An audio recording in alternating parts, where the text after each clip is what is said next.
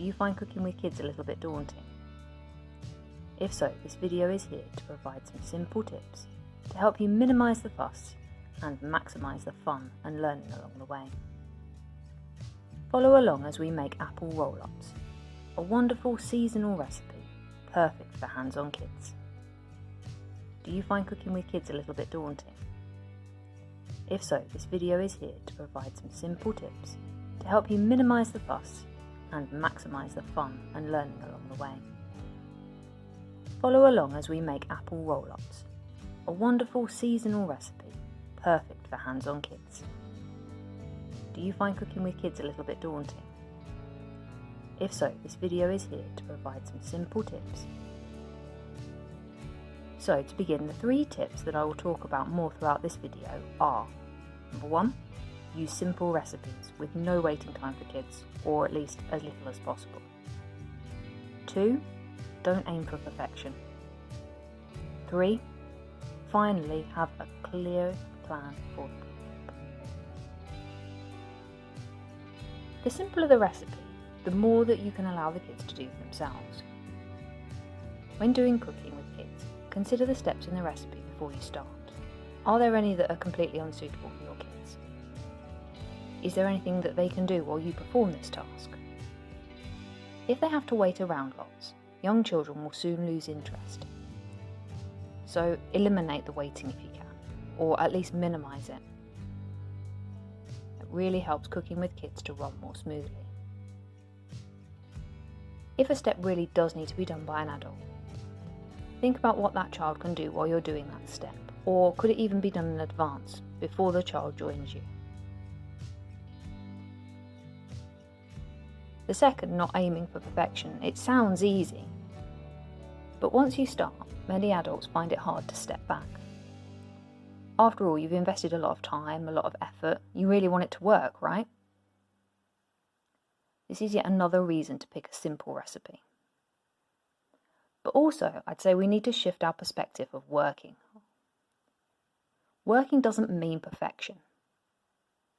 There's more learning for the children in making and correcting their mistakes than there is in watching somebody else do it. Or even the adult suggesting they're going to help the child take some learning time away. Let me help you is always said with the best of intentions, but to the child it suggests that you don't believe they're capable of achieving the task.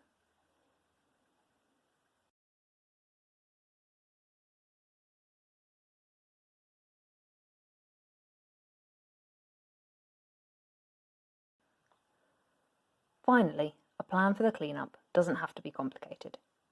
Have cloths on hand to wipe up any spills while you're working, and encourage the child to clean up at each stage as it is needed.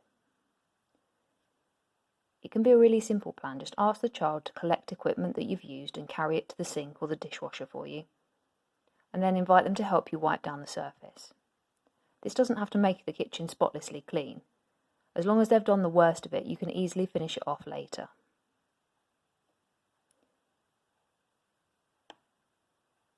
To give a bit more of an example of these ideas in action, I'll talk you through our efforts to make apple roll-ups. First, we needed to make the pastry. Weighing out is tricky for young children, but my eldest can help. I add labels to the scales to help guide him.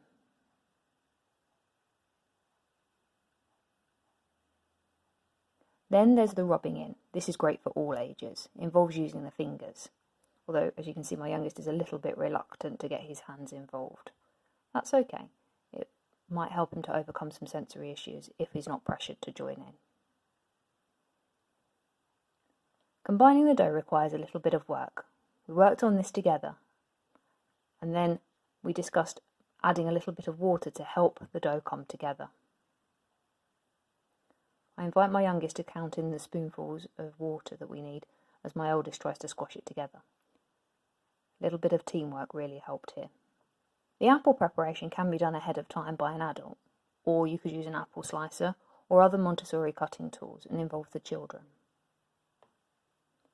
Once you've got the apple pieces and the pastry, you can pretty much hand it over completely. The kids can roll out the pastry and try and cut it into strips. Then you simply place pieces of apple onto the pastry and roll it up.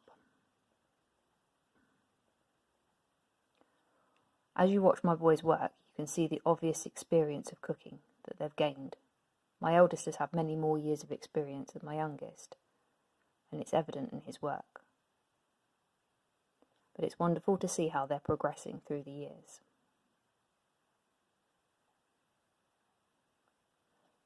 Between them making these, of course, there was many little issues. Some rolling out resulted in uneven pastry.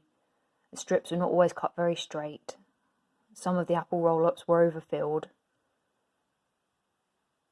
But many of these were small issues, and the kids corrected them as they went along, gaining experience through their experimentation.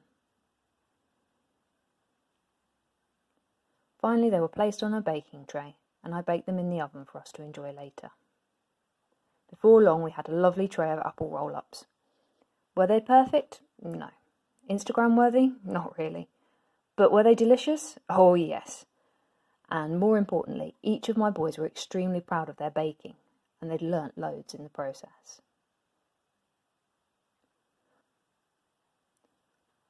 Find the recipe for these apple roll-ups and the written version of this video on the Curious Kids 101 blog.